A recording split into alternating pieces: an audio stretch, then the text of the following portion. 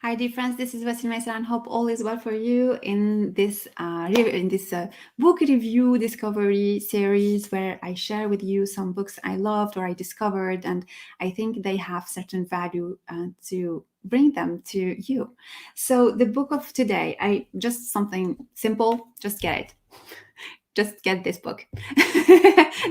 The end of the review. So this book is called Herbal Antibiotics: Natural Alternatives for Treating Drug-Resistant Bacteria by Stephen Harrod Buhner.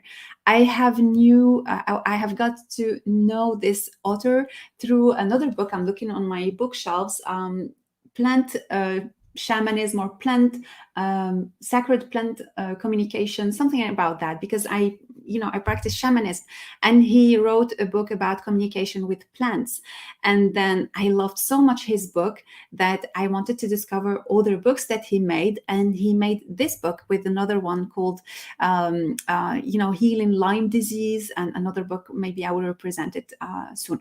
So this book is really I would say this is the I mean, I'm not a doctor, I'm a therapist, but this is the medicine of people. This is the medicine of the world, of us, of available to all of us through herbs. Herbs are not expensive unless you live somewhere where you don't have them, or you have snow, or like the area where you live don't grow this type of herbs because they come from certain areas. But I mean, the author speaks about our resistance to antibiotics and the end of the magical medicine or the magical pill. And he talks also about the return of diseases that we thought they disappeared. He talks a lot also about some bacteria we fight against, like, for example, candida or epstein barr and so on. There are so many bacteria that people are carrying now. The idea of bacteria is not just because to fight bacteria, but it's just the overgrowth and the resistance of antibiotics, or their resistance to antibiotics, which is like the more you take antibiotics, the more the bacteria you have gets resistant, and because the bacteria are smart enough to develop resistance to it. Um, so in this book, you'll find a lot of plants separated by section, and you'll find the name of the plants in the upper side here. You find, some informations about echinacea and how to use it, red root, reishi, rhodiola, and so on. Plants that we can use to, for some diseases or sicknesses. For example, if we take a plant, he will like Artemisia, which is one of my favorite plants.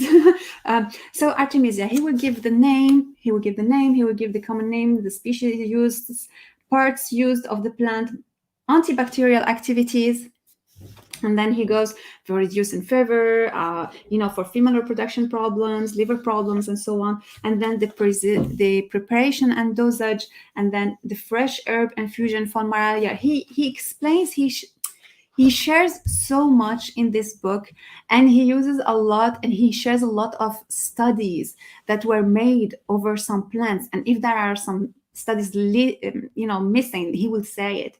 The properties of artemisia, and then other actions. It's used to treat this and this and this, the side effects, and the cultivation, the plant chemistry, traditional uses of artemisia. And here we are talking about like maybe 10 pages, or maybe less, like maybe 6 pages, 6 to 8 pages only for artemisia. And he goes on because he speaks a lot about other plants that can be used to treat some bacteria. And to be honest, I really believe that, we are, as a human being, we live a life that, brings um, uh, um, a lot of diseases to ourselves, like the food we take, we eat, the environment we live in, the 5G stuff, and so on. There are so many stuff that have an impact on our body. And we need to take care of our body, and we need to acknowledge that traditional medicine has its beneficial parts, but it has also its limits. And the idea of treating with plants, even if I'm not an herbalist, or I really believe that plants are smart, and if you just remove only one component from it, it doesn't mean that there will be synergy, the synergy that your body needs when you take a plant. When you use a plant, there is synergy in it, that there is a whole intelligence that you can benefit from.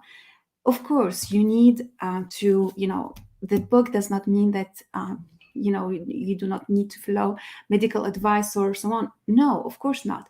But it is good to know what herbs are available to us, and to complement that with, of course, an herbalist or health practitioner and so on. But our body is our body, and we need to know what works for it and how we can help it when needed. So yeah, hope you like this book if you order it, because it's for me, it's must to have it in our library, for us, for our kids, and so on. So have a nice day, and have a, like a good reading with this book. Bye bye.